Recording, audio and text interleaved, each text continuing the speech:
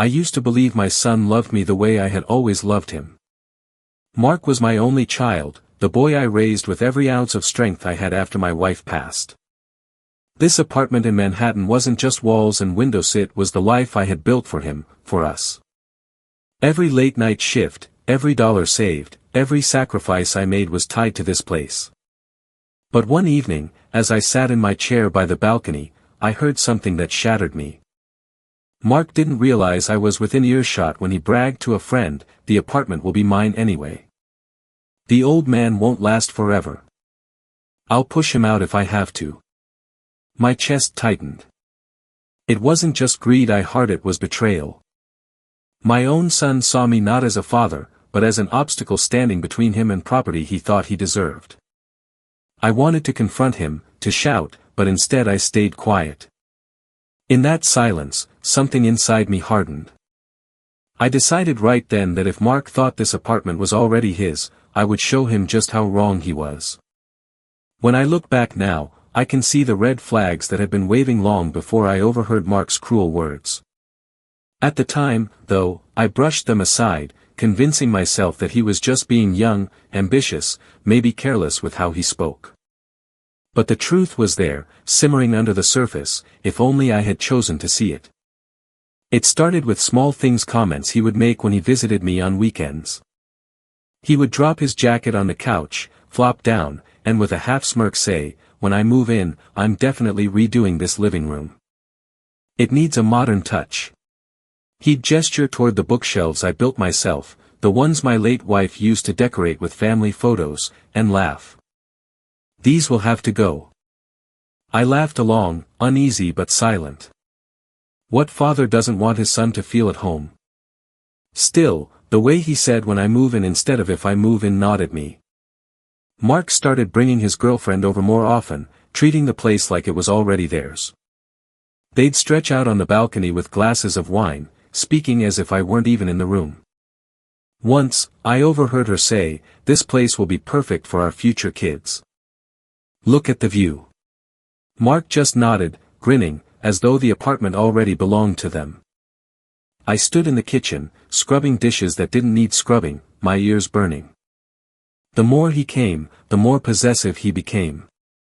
He'd walk through the apartment, opening drawers, pointing out things he thought should change. "This old stove should be replaced. The cabinets are outdated.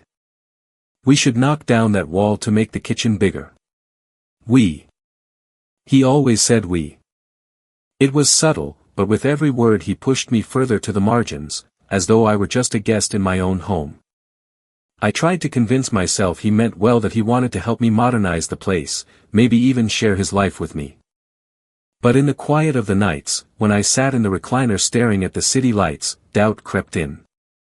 I thought of my wife, how she'd polish the hardwood floors every Sunday morning, humming hymns under her breath. I thought of the long nights we spent budgeting at the kitchen table, wondering if we could afford the mortgage and still put food on the table. Every corner of this apartment carried her memory, our struggle, our love. To Mark, though, it seemed like nothing more than a valuable asset waiting to be transferred into his name. One evening he arrived with a clipboard. He claimed it was for work, but I noticed sketches of the apartment's floor plan.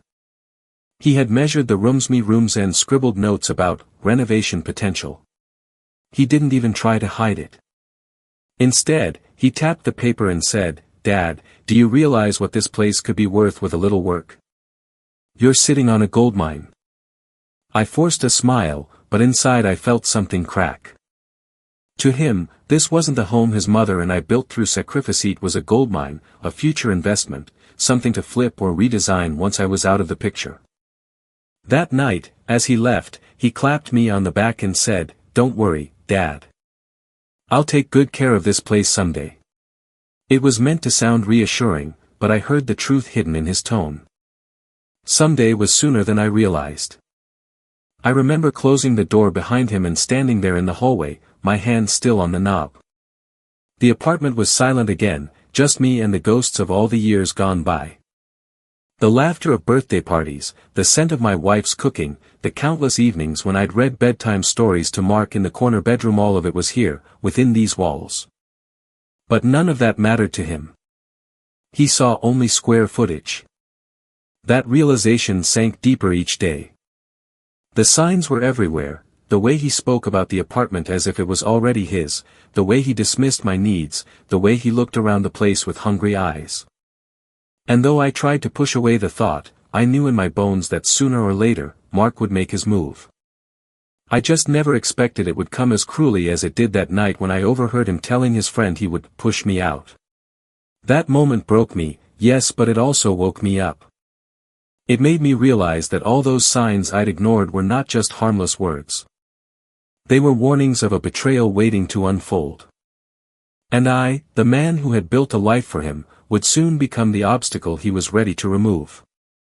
It was a Tuesday evening, quiet in the apartment except for the hum of the refrigerator and the faint city sounds drifting up from the street below. I had just finished dinner leftover soup I'd reheated for the third night in a row and was washing my bowl when my phone buzzed on the counter. It was Mark. "Dad, mind if I stop by for a bit?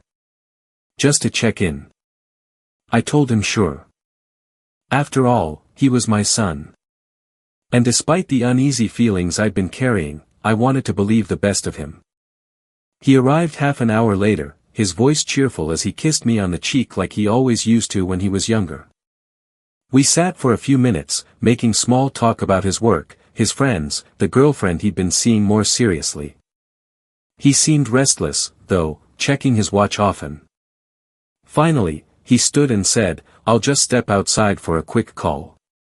I'll be back in a minute." I nodded and settled into my chair by the balcony. I thought nothing of it until I realized he'd left his phone on the coffee table, screen glowing. Curious, I leaned closer. He had connected to his Bluetooth earpiece but must have left the phone line open. That's when I heard it. Mark's voice, clear as day, "He's getting weaker. He leaves the stove on, forgets little things. It's just a matter of time before he can't manage on his own." I froze, the words stabbing at me. He wasn't talking about some distant relative. He was talking about Maya's father. Then came the line that cut deeper than anything I'd ever imagined, "The apartment will be mine anyway. If I have to push him out sooner, so be it." My grip tightened around the armrest. Push me out. Push me out of the very place I had bled and sacrificed to make our home.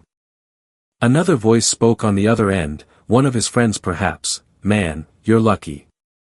That place has to be worth a fortune." Mark laughed, a low, confident chuckle. "Yeah, I checked. It's valued over $1 million now.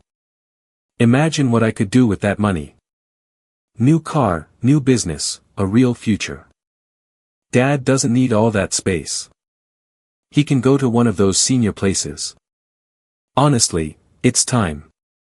Senior places. Nursing homes. As if I were a broken chair to be stored away until I fell apart completely. The room around me spun. My chest felt tight, my breath shallow. I thought of his mother, of how she would have wept to hear our son speak this way. She had loved him fiercely, defended him even when he made mistakes. "He'll find his way," she used to say, hope shining in her eyes. But this? This wasn't the man she believed he would become. I sat there, paralyzed, listening as he went on. "Once I've got the deed, I can rent it out or sell it. Either way, it's my ticket forward. Dad won't put up a fight. He's too soft. Too soft." The words rang in my ears like a death knell. My son thought I was weak, incapable, easy to discard. I wanted to storm outside, to shout at him, to demand how he could speak about me that way. But something inside me held still. It was the same quiet voice that had guided me through hard times before, the voice of patience, of strategy, of survival. So I stayed silent. I sat there in the dim light of my apartment, staring at the floorboards I had polished by hand, the same boards where Mark had once crawled as a baby, chasing toy cars. The irony was crushing. The boy who once clung to my leg, begging me not to leave for work, was now plotting to throw me out of the very home I had built. The call ended with his friend laughing and Mark saying, trust me, in a year, this place will be mine." A moment later, he walked back inside, smiling as though nothing had happened. "Sorry about that, Dad." "Business call," he said casually, slipping his phone into his pocket. I managed a nod, forcing my face into calm neutrality. He had no idea what I had just heard. We chatted for another few minutes before he left, promising to come by again soon. I closed the door behind him, leaning against it as my knees threatened to give way. My body trembled with a mix of rage, grief, and cold determination. It was true, something in me broke that night. But at the same time, something else was forged, a plan. Mark thought I was too soft, too old, too weak to stand in his way. He believed the apartment was already his. He had no idea that his words had lit a fire in me I hadn't felt in years. A fire strong enough to take everything he thought was certain and turn it to ash. After that night, I couldn't walk through my apartment the same way. Every room felt charged, almost sacred, like the walls themselves knew what I had overheard. Mark saw square footage, resale value, and dollar signs. But I saw something he couldn't, or maybe refused to, the story of my life carved into every corner of this place. I still remember the day my wife, Margaret, and I first stepped foot into this building back in 1995. We weren't wealthy, not by a long shot. I was working long shifts as a construction foreman, and she was juggling a part-time bookkeeping job. Real estate prices in Manhattan were already climbing beyond reason, but we had saved and sacrificed for years. When we finally scraped together the down payment, Margaret's eyes filled with tears as we stood in the empty living room, paint peeling from the walls, floors scuffed and worn. "It's ours," she whispered, holding my hand so tight I thought she'd never let go. I promised her that day I would make this apartment into a home worthy of her dreams. And I did. The kitchen was my first project. I spent evenings after work sanding cabinets, repainting them a soft cream color Margaret picked from a sample book.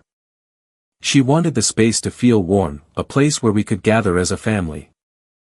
I tiled the backsplash myself, cutting every piece of ceramic late into the night while she brewed coffee and kept me company. We didn't have much, but every improvement we made was with our own two hands. I remembered Christmas mornings when Mark was just a boy, running barefoot across the hardwood floors, unwrapping presents by the tree we squeezed into the corner of the living room. Margaret would laugh, her apron dusted with flour from baking cinnamon rolls, the scent filling the air. Those were the years when money was tight, when we skipped vacations and drove the same beat-up car for a decade, but the apartment was full of love. There were nights when Margaret and I stayed up past midnight, bills scattered across the kitchen table, calculating how to stretch my paycheck just a little further. I can still see her, hair pulled back, glasses sliding down her nose, scribbling numbers with determination. "We'll make it work," she'd say, and somehow we always did. And when Mark turned 16, I remember standing in that same kitchen, handing him the keys to his first car. I had co-signed the loan because his credit wasn't established yet. His eyes lit up with gratitude, or at least I thought it was gratitude. Maybe it was just excitement for freedom. Either way, I believed I was giving him more than just a carry, was giving him the foundation of responsibility, the same way this apartment had given us stability. Every wall here has heard our laughter, our arguments, our whispered plans for the future. The small balcony off the master bedroom. That's where Margaret and I used to sit in the summer evenings, watching the city lights flicker on one by one while she leaned against me, her head on my shoulder. It was also where she told me about her diagnosis, her voice breaking as she admitted she was scared. When the illness took her strength, this apartment became a sanctuary. I carried her from room to room when she was too weak to walk. She insisted on sitting by the window so she could feel the sun on her face, even in her final months. I held her hand in our bedroom as the machines beeped, promising her I would be strong for Mark. Promising her I would protect what we had built. That promise echoes in me still. Mark doesn't remember those nights. He doesn't remember the sacrifices, the sweat, the hours I spent patching walls and refinishing floors instead of resting after work. To him, the apartment is just an asset. But to me, it is Margaret's laughter in the kitchen, her perfume lingering in the closet, the sound of our son's footsteps as he grew into a man. I sometimes wonder if I spoiled him without realizing it. Margaret always said I had a soft spot for him. Maybe I did too much, paid for too many things, solved too many problems. Maybe that's why he now looks at me not with respect, but with calculation. Still, one thing became crystal clear to me after that night: if Mark saw me as an obstacle to his fortune, then he had forgotten everything this apartment stood for. He had forgotten his mother's tears of joy when we first moved in, forgotten the nights we ate beans and rice just to keep up with the mortgage, forgotten the birthday parties and the long talks on the balcony. But I hadn't forgotten. And I wasn't going to let him erase all of that history just because he was too greedy or too blind to see beyond dollar signs. As I walked through the apartment that week, my resolve grew stronger with every step. My hand brushed the banister I'd polished until it shone, the one Margaret used to grip as she hurried down the stairs with Mark trailing behind her. I touched the wall where we'd measured his height every year, pencil marks still faintly visible. Those memories were worth more than any market appraisal. So when Mark said the apartment would be his anyway, he revealed the truth: he had already written me off. He had already claimed the life I wasn't done living. And if that was the case, then I knew exactly what I needed to do. The morning after those memories kept me awake all night. I woke with a decision pressing in my chest like a weight I couldn't ignore. Mark thought I was powerless, but I wasn't. The apartment was in my name alone, paid for with decades of sweat and sacrifice. I needed to know exactly where I stood legally, financially, and emotionally. So I dug through the filing cabinet in my bedroom, the one Margaret always teased me about for being too organized. I pulled out the thick folder that held every deed, receipt, and legal paper from the last 30 years. There it was, crisp and official, the property deed bearing only my name, John Miller. Margaret had insisted when we bought the place that it be in my name, just in case. She said it gave us security, though at the time I didn't understand how important her foresight would be. By mid-morning, I found myself sitting across from Robert Hayes, an attorney recommended by a neighbor years ago when I was helping draft Margaret's will. Robert's office was Modesto marble floors, no flashy plaques, just shelves lined with books and framed photos of his family. He looked like the kind of man who had seen every family dispute imaginable. "Mr. Miller," he greeted me warmly, extending his hand. "It's been a while. How can I help you today?" I explained everything, my voice steady though my heart pounded. I told him about overhearing Mark, about the talk of pushing me out, about the apartment. Robert listened without interruption, occasionally jotting notes. When I finished, he leaned back, adjusting his glasses. "First things first," he said. "Your son has no legal claim to your apartment while you are alive, unless you've signed something granting him rights. Have you?" I shook my head firmly. "No. Never. It's all mine. Always has been." "Then you have nothing to worry about in terms of being forced out," he said. "He cannot evict you. He cannot sell the property. He cannot make decisions on your behalf unless you've given him power of attorney, which from what you're telling me, you haven't." Relief washed over me for a moment, but it quickly gave way to something else: resolve. "So, if I chose to sell it myself?" Robert raised an eyebrow. "That would be entirely within your rights. The apartment is yours. You could put it on the market tomorrow if you wished. Do you want to?" I hesitated, staring at the polished oak of his desk. The thought of letting go of the place where Margaret's laughter still seemed to echo was painful, almost unbearable. But the image of Mark smirking, telling his friend I was weak, burned hotter than the pain.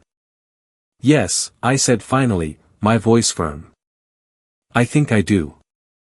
Robert nodded, his tone professional but tinged with sympathy. "New York's real estate market is competitive, especially for well-maintained units like yours. You'd likely get top dollar.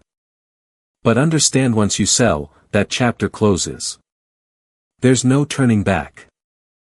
"I know," I replied. But I also know I can't let my son treat me like a stepping stone. I need to take control. He leaned forward, folding his hands. Then here's what I recommend: find a reputable agent who specializes in high-value apartments. They'll get you a quick sale. In the meantime, if your son pressures you or tries anything underhanded, call me immediately. I'll handle it. I thanked him, tucking his card into my wallet. As I left his office, the brisk Manhattan air hit me like a cleansing wave. For the first time in weeks, my steps felt steady. Walking down Lexington Avenue, I caught sight of my reflection in a shop window. My face was lined, my hair more gray than not, but my eyes were sharper than they had been in years. Margaret used to say I looked my best when I had a project to sink my teeth into. This was more than a project. This was survival. Back at the apartment, I spread Robert's notes across the kitchen table. The words echoed in my head: "It's yours. You could put it on the market tomorrow." I imagined Mark coming back, expecting to inherit, expecting me to step aside quietly. Instead, he'd find the locks changed, the deed transferred, the money safe in my account where he couldn't touch it. The thought filled me with a dark satisfaction I hadn't felt before. I looked up at Margaret's photo on the mantel. "You always told me to stand up for myself," I murmured. "Well, I'm standing now." That night, I lay in bed, staring at the ceiling, planning my next steps. Who to call, what to pack, how to time everything so Mark wouldn't suspect a thing until it was too late. The idea of watching his face when he realized the apartment he coveted was gone almost made me smile. Almost. Because beneath the satisfaction, there was sorrow too. I hadn't wanted it to come to this. I would have given anything for a son who cherished me instead of seeing me as a burden. But that was not the son I had. And so, I would do what I had to do. Tomorrow, I would begin. The next morning, I woke with a clarity I hadn't felt in years. For too long, I'd been drifting, living day to day in the apartment, surviving but not really living. Mark's betrayal had hurt me, yes, but it also gave me purpose again. If he thought I was too old to fight back, he was about to learn just how wrong he was. After breakfast, I opened my laptop and typed in, "Best Manhattan Real Estate Agents Quick Sale Luxury Apartments." The search results flooded my screen with polished headshots, 5-star ratings, and glowing testimonials. I scrolled past the flashy names who looked more like TV personalities than real professionals until one caught my eye: Daniel Foster, age 42, 15 years of experience, specializing in high-value co-ops and condos in the Upper East Side. His client reviews spoke louder than his professional smile. Daniel sold our apartment in under 2 weeks. Negotiated a cash offer above asking price. Handled everything discreetly. That last word, discreetly, was exactly what I needed. I dialed his number, and after 2 rings, a confident voice answered. "Daniel Foster, Foster Realty Group." "Mr. Foster," I said, steadying my tone, "my name is John Miller. I'm considering selling my apartment, and I'd like to know how quickly a sale might happen in today's market." He didn't miss a beat. "That depends on the property, Mr. Miller. But in Manhattan, if it's well maintained and priced correctly, we can secure serious offers within days. May I ask a location?" I gave him the address. There was a pause, followed by a whistle. "Cherry Street, overlooking the park. Those units are highly desirable. May I come by to assess it?" "I can be there this afternoon." By 3 o'clock, Daniel was standing in my living room, tablet in hand, his eyes scanning every detail: the hardwood floors I'd refinished twice, the crown molding Margaret had insisted on, the balcony view that still took my breath away. "Mr. Miller," he said, turning to me with a smile, "this is a gem. Honestly, you could list at $1.5 million and wait for the right buyer. But if speed is your priority, pricing at $1,050,000 will bring cash buyers to your door immediately." I almost laughed. Mark had guessed the value right, though not the outcome. He thought he'd be the one to cash in. Instead, it would be me. Daniel walked me through the process, every step smooth and professional. Photos, paperwork, listing agreement. She could prepare everything within 24 hours. If we get the right offer, he said, you could be under contract within 10 days. And I already have a few investors in mind who specialize in properties like yours. I nodded, my heart racing. Let's move forward. Once he left, I sat in the silence of the apartment, the magnitude of what I was doing settling in. It wasn't just about money. It was about reclaiming my dignity, my control. Still, I knew I couldn't take everything with me. That evening, I pulled out a suitcase and began sorting through decades of belongings. The hardest part was Margaret's things. Her jewelry box sat on the dresser, velvet lining worn from years of use. Inside were the pearls she wore on our anniversary dinners, the wedding ring I slipped on her finger in 1970, and a locket with a faded picture of Mark as a baby. I placed the box carefully in the suitcase. That would come with me. I gathered photo albums, the kind with yellowing pages and handwritten captions. Birthdays, Christmas mornings, vacations we could barely afford but cherished anyway. These were priceless, and I refused to leave them behind. Other items I left untouched, the sofa where Mark once sprawled with comic books, the dining table scarred with years of family meals. The new owners would inherit those, and perhaps they'd fill the apartment with love again, the way Margaret and I once did. Next, I turned to practical matters. I couldn't let Mark suspect anything before the sale was final. That meant keeping my routine unchanged, answering his calls with the same warmth, letting him think I was still the soft old man he could control. But behind the scenes, every detail would be arranged without his knowledge. I also made a call to a small apartment complex in Brooklyn that advertised furnished units for seniors. The manager, a cheerful woman named Mrs. Patel, assured me they had a one-bedroom available. Safe neighborhood, close to shops and parks, she said. It wasn't Manhattan luxury, but I didn't care. I wanted peace, not prestige. As I hung up, I caught my reflection in the window. My face looked tired, but my eyes burned with determination. Margaret's voice echoed in my memory, "Don't let anyone take advantage of you, John. Promise me." "I'm keeping that promise now," I whispered to the empty room. Before bed, I drafted a letter. Not to Mark yet, that would come later, but to myself. A reminder of why I was doing this, in case doubt crept in during the sleepless hours. I wrote, "This is for dignity. For respect. For Margaret. For every sacrifice they forgot. You are not weak. You are not disposable." I folded the letter and tucked it into my wallet. The stage was set. Daniel would list the apartment within 24 hours. The investors would come. And soon, the apartment Mark believed would be his inheritance would slip from his grasp like sand through his fingers. And when the time came, he would find out the truth the hard way in the doorstep, with a letter in his hands.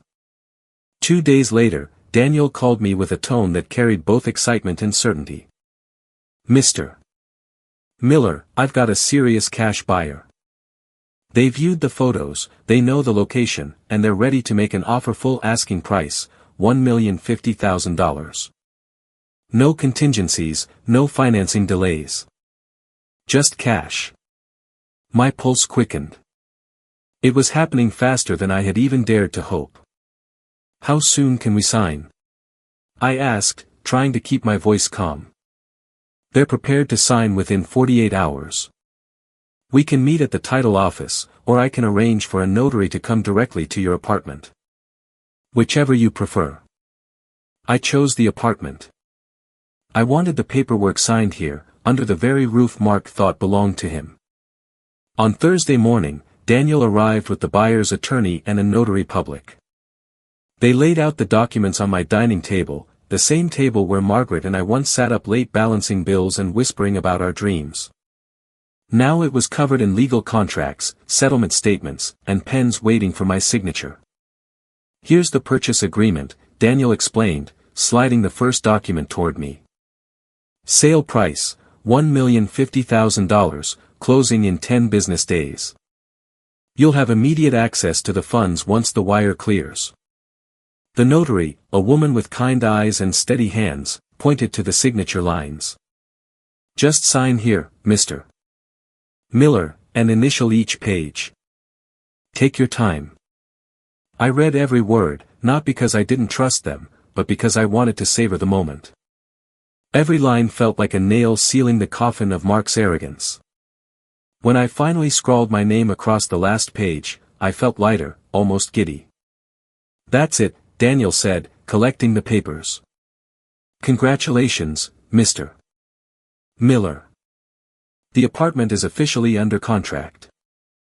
The attorney handed me a confirmation sheet showing the buyer's deposit. Seeing the numbers in black and white, I almost laughed. For decades, this apartment had represented sacrifice. Now, it represented freedom. Once they left, I stood in the silence of the apartment, staring at the empty table. I half expected Margaret to walk in from the kitchen, her glasses sliding down her nose, asking me if I was sure about what I'd just done.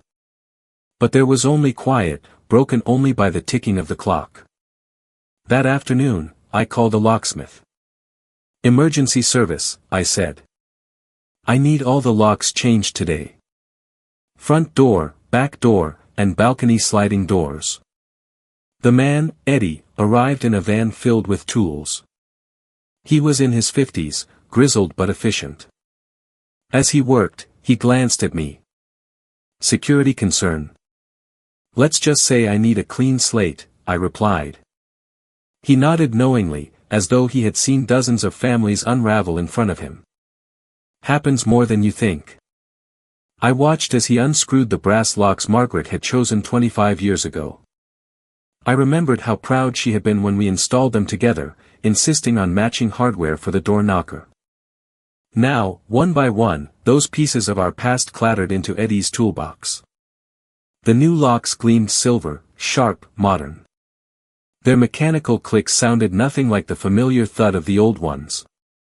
To me, they were the sound of closure. When Eddie finished, he handed me 3 new sets of keys. That'll be $450, cash is fine. I paid without hesitation, tucking the keys into my pocket. They felt heavier than they should have, like they carried the weight of my entire plan. That night, I sat at my desk and began drafting the letter Mark would one day find. I went through 3 drafts, each one angrier than the last, until finally I found the right words, not just rage, but truth. Mark. If you're reading this, you've discovered that the apartment you thought was yours is gone. Sold. Paid for in cash. The money is safe, where you will never touch it. I heard you. I heard you say you would push me out, that I was weak, that I was just in the way. You forgot the sacrifices that built these walls, the nights I worked double shifts, the years your mother and I lived with less so you could have more. This place was not your inheritance. It was my life's work. And now, it's my decision. I am not weak.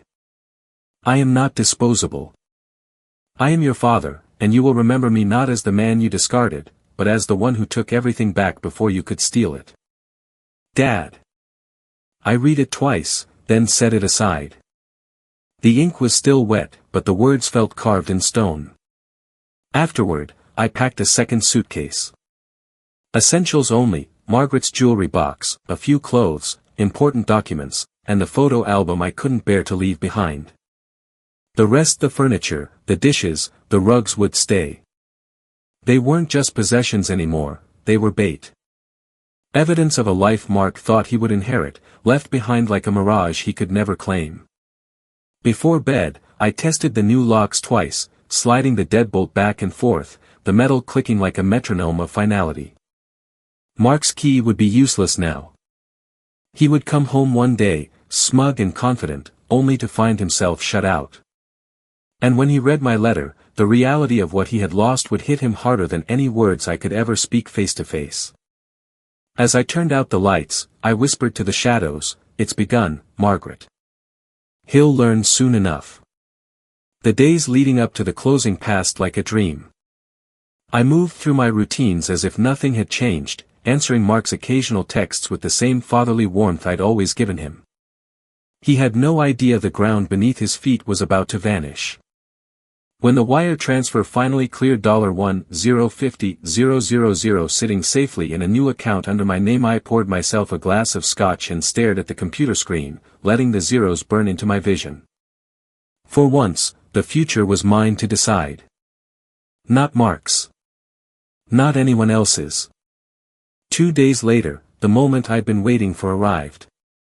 It was a Friday evening. The city lights were just beginning to flicker on as I sat in my new one-bedroom apartment in Brooklyn. It was smaller, quieter, not nearly as grand as the old place, but I didn't care. My phone buzzed with a notification from the tiny camera I'd hidden in the entryway of the apartment before I left. The motion detector had been triggered. I tapped the feed, and there they were, Mark and his girlfriend, striding confidently down the hall like they owned the place. He carried himself with that smug assurance I had come to know too well. The swagger of a man certain the world would fall neatly into his lap.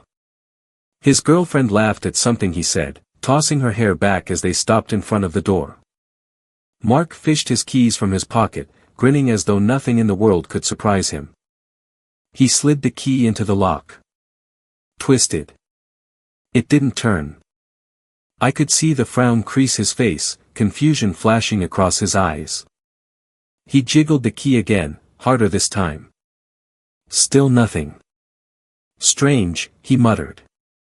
His girlfriend leaned closer, her tone skeptical. Maybe you're doing it wrong. I've opened this door 100 times, he snapped, frustration creeping into his voice.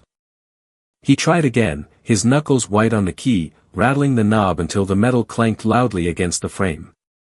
Finally, he stepped back, staring at the door like it had betrayed him. What the hell? That's when he noticed it, the white envelope taped neatly at eye level. My handwriting across the front, Mark. His face went pale. He tore the envelope free, hands trembling just enough to betray the confidence he was trying to maintain. His girlfriend peered over his shoulder, curiosity etched on her face. He unfolded the letter. His eyes scanned the words, and I could see the color drain from his cheeks as the truth sank in. If you're reading this, you've discovered that the apartment you thought was yours is gone. Sold. Paid for in cash. The money is safe, where you will never touch it. I had written those words for impact, and from the way his jaw clenched, I knew they had landed. His girlfriend gasped softly, covering her mouth with her hand. He sold it. Mark's breathing quickened. He read on, lips moving silently as he devoured the rest of the message, the reminder of my sacrifices, the accusation of his betrayal, the declaration that I was not weak, not disposable, not the fool he thought I was. By the time he reached the signature, Dottie's hands were shaking. He sold it, he shouted, the words echoing through the hallway. The old man sold it out from under me. Neighbors down the hall cracked open their doors, peering out at the commotion. Mark didn't notice. His face was flushed, eyes wild. He crumpled the letter in his fist and hurled it at the door, his scream reverberating against the walls. His girlfriend stepped back, her face a mixture of pity and unease. Mark, maybe. Don't, he barked, cutting her off. He turned back to the door, slamming his fist against the frame. This was supposed to be mine. All of it. I leaned back in my chair, watching the scene unfold on the small screen. There it was, the moment I had waited for. The mask stripped away, the entitlement exposed, the raw truth of who my son had become blazing for everyone to see. He pulled out his phone, dialing furiously. I knew he was calling me, but I had long since powered off the old number. The calls would ring into emptiness, his frustration mounting with every unanswered tone. This isn't over, he yelled, his voice hoarse. He pounded the door one last time before sagging against it, chest heaving. His girlfriend touched his arm cautiously, but he shook her off, pacing in tight circles like a trapped animal. From my vantage point miles away, I felt no triumph in that moment, only a deep, quiet justice. He had thought me soft. He had thought me blind. He had thought me disposable. Now he knew the truth. For a long moment, he just stood there, staring at the lock that would never again yield to his key. Finally, he stooped to pick up the crumpled letter, smoothing it out with shaking fingers as though hoping the words had somehow changed. But they hadn't. He read them again, slower this time. His lips moved as he mouthed the words, and when he reached the end, his shoulders slumped. The fight drained out of him, leaving only the hollow shell of a man who had gambled on greed and lost. His girlfriend murmured something, but he didn't answer. He stuffed the letter into his pocket, grabbed her hand almost mechanically, and stormed back down the hall. The feed went quiet. I stared at the empty doorway for a long time after they were gone.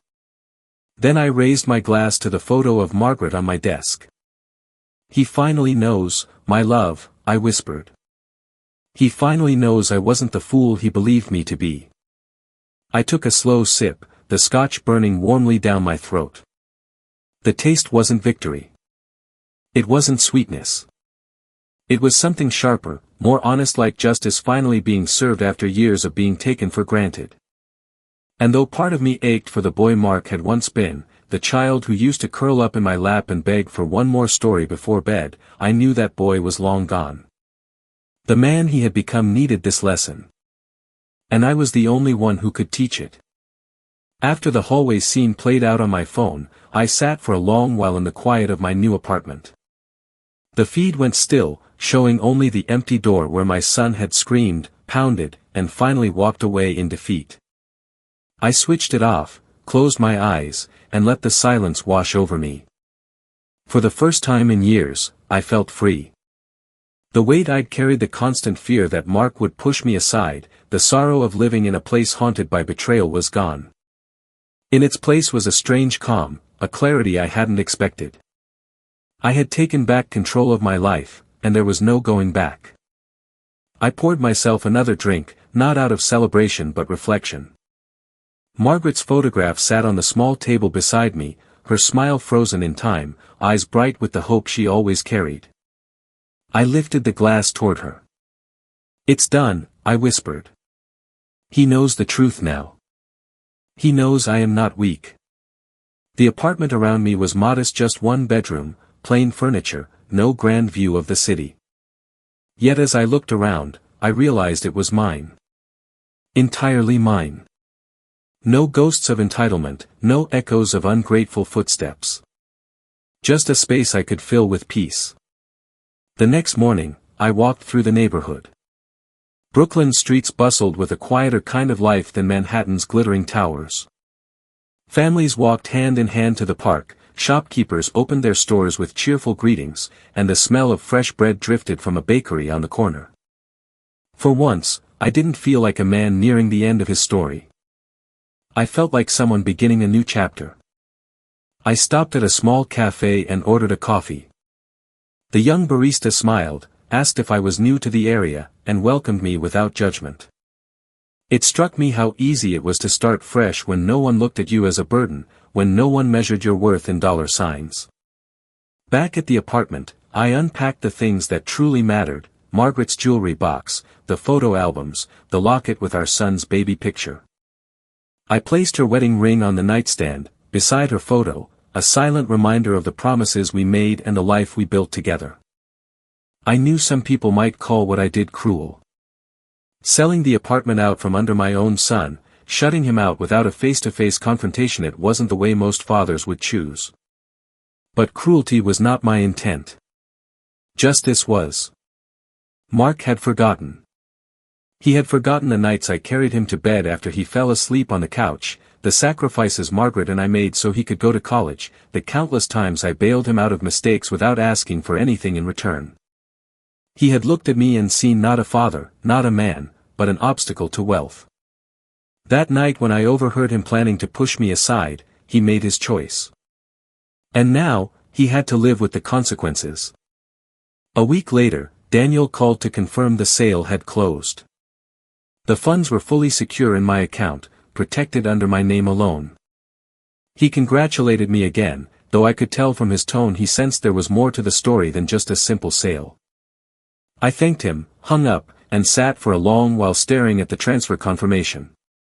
$1,050,000. More money than I ever thought I would see in one place. Enough to live comfortably, enough to start over on my terms. I could travel, if I wanted. I could donate to causes Margaret cared about. Or I could simply enjoy quiet mornings with coffee and the sound of the city outside my window. The choice was mine and mine alone. That was the real victory. A few days later, I received a text from an unknown number. I didn't open it. I didn't need to.